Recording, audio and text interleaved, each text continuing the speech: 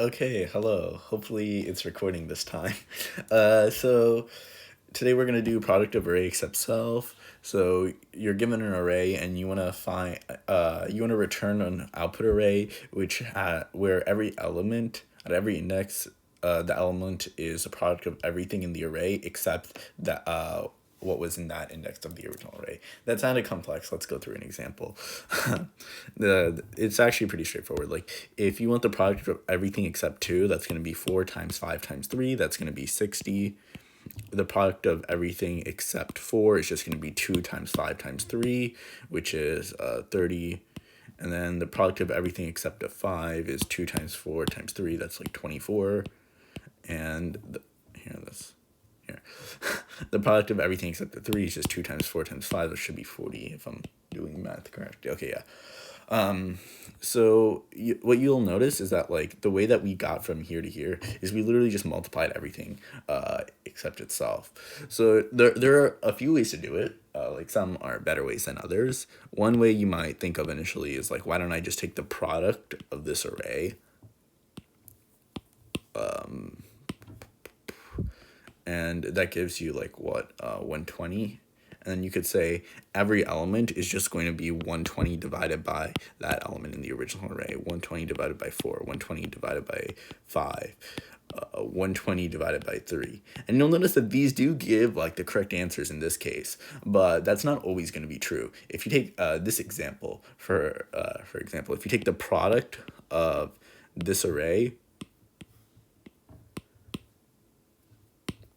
this is actually going to be 0.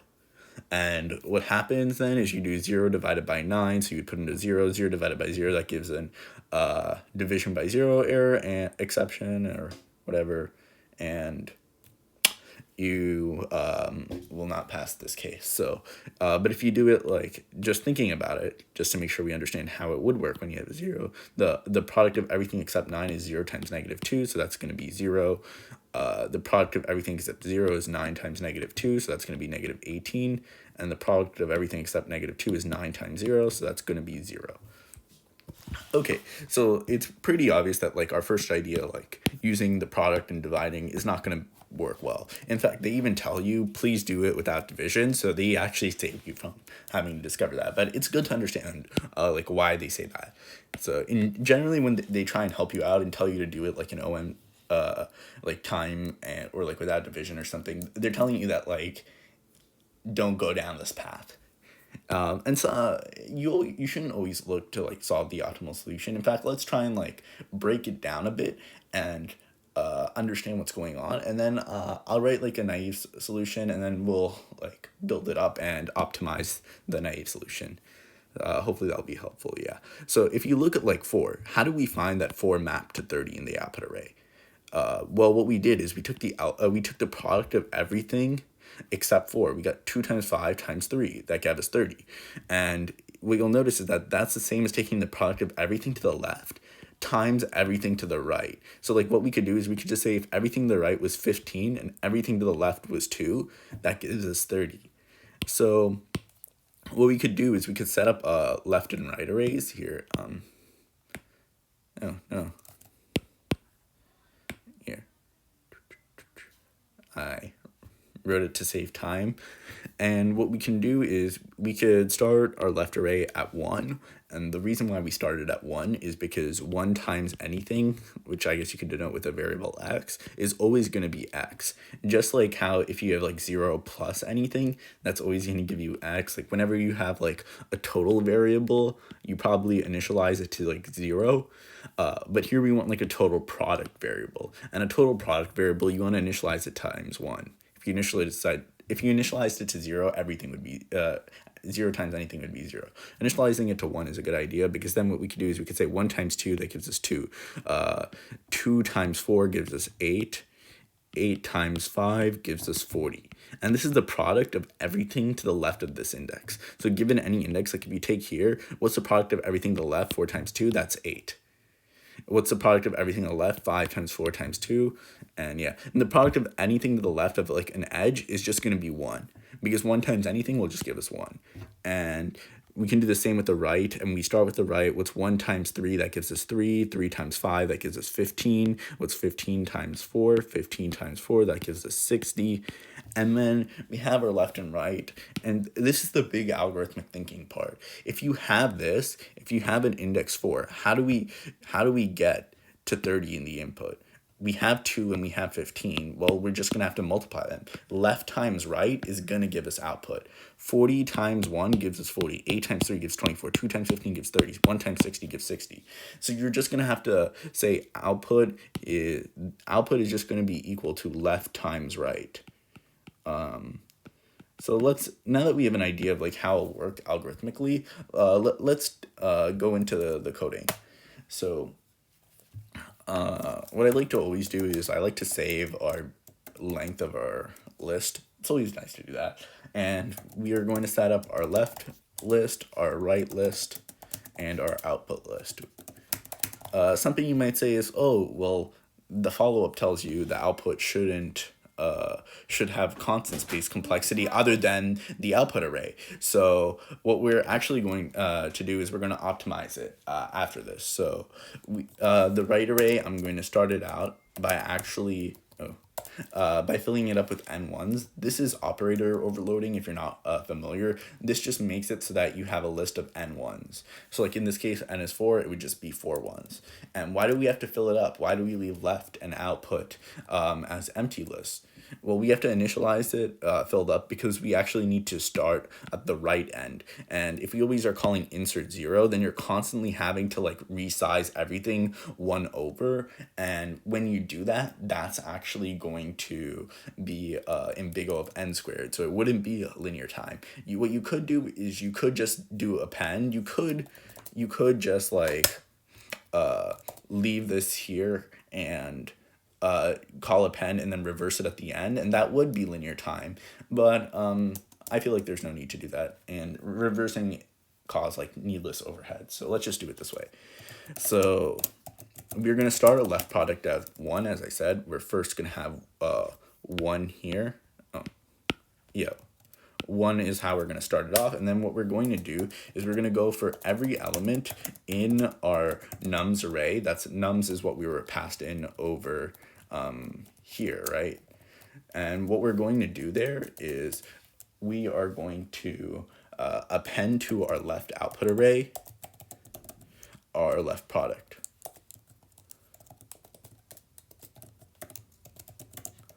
And then we need to update our left product times element.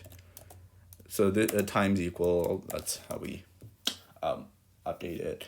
And now we have our left product array. Now we need to do our right product array. So we can start our right product variable at 1, and we can have a counter that starts n-1, because remember, we need to start at the last index and we need to go inwards, right? So we need to decrement it until 0. So what we want to do is we want to continue our while loop while you're greater than 0. As soon as you hit 0 and then decrement again, at the end we're going to decrement, you're going to get -1 and it breaks out because that's no longer a valid index we want to look at. So right at index I is going to be equal to our right product so far, so right prod.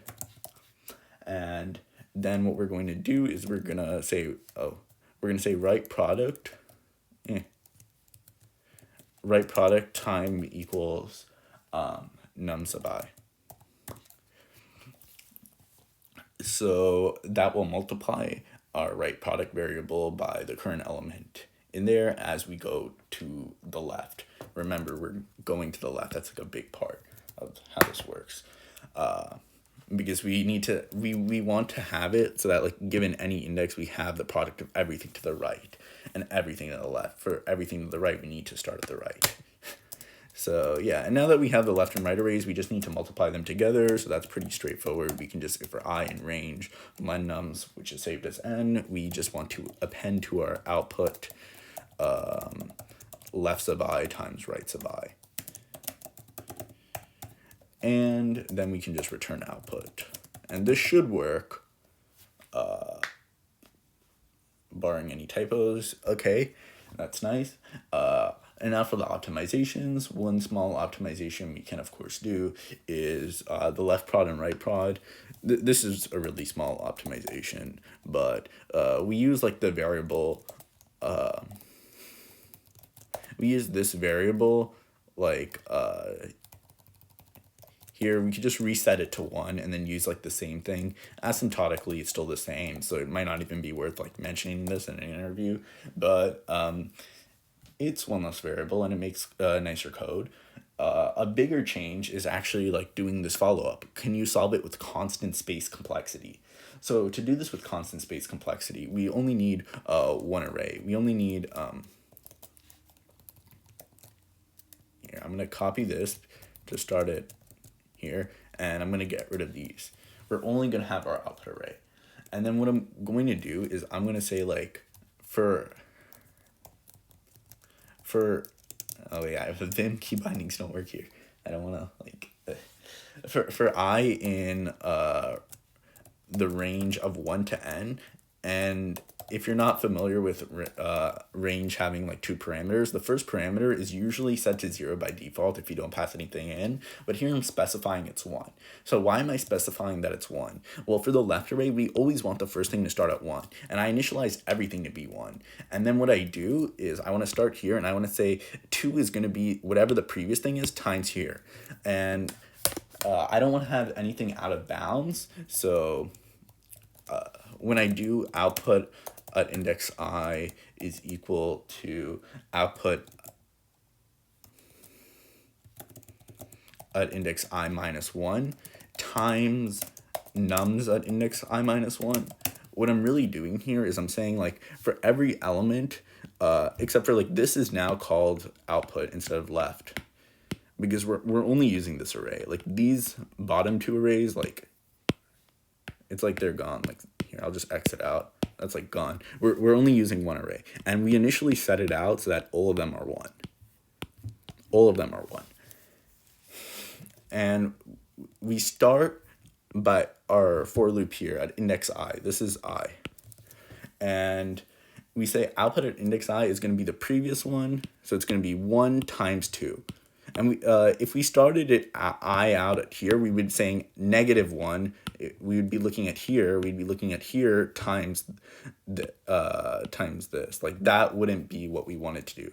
We want to say 1 times 2 gives us 2, and then we move I along, and then we want to say this. We're going to set this to be the previous one times this, so that's going to give us 8. And this finally, no. Yeah, this is going to, at this index, we're going to replace this with 8 times 5, which is 40. Yeah. And so now our left array is complete. And what we want to do now is we want to do our right array. I think we can actually like pretty much reuse this code and just say, yeah, I think we can just return this. Except for the one thing we're going to do now is we're just going to say times equals. So what we're going to do is we have this done, and now we say I is going to start at n minus 1. Actually, I think it should already be at n minus 1, but I had scoping only to here, so we actually need to redeclare I. So yeah, and then we have our product so far, and we go through and we say here what this is going to be. 40 is going to be 40 times, because we have times equals, times whatever our product is. So, and currently that's 1. So currently prod is 1, because that's how we started it out. We started prod at 1. And then we say prod, we're going to multiply you times this. So we're going to multiply you times 3, because that's index I. So then 1 times 3 is obviously just going to give us 3.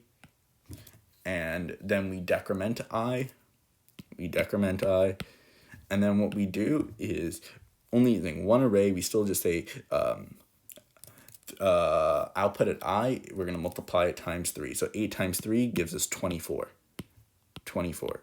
And then what we do is we multiply 3 times whatever's there, which is 5. So 5 is what's at index I, so 5 times 3 gives us 15. So we replace that with 15, and then we decrement. And you'll notice that 24 and 40, like those are what we had here. So you'll realize that this will actually work. And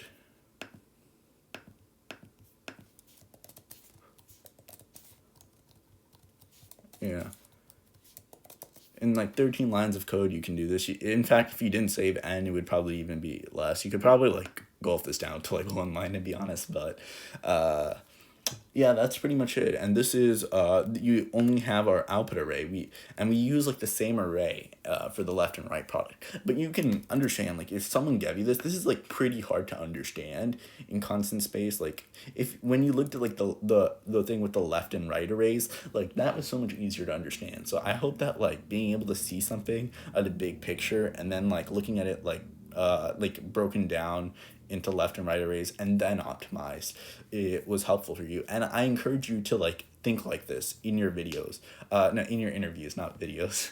But like, yeah, in an interview you always want to start with like a big problem broken down, and then you want to optimize it. Premature optimization is the root of all evil, as an input said. So hopefully this was helpful, and catch you in the next one.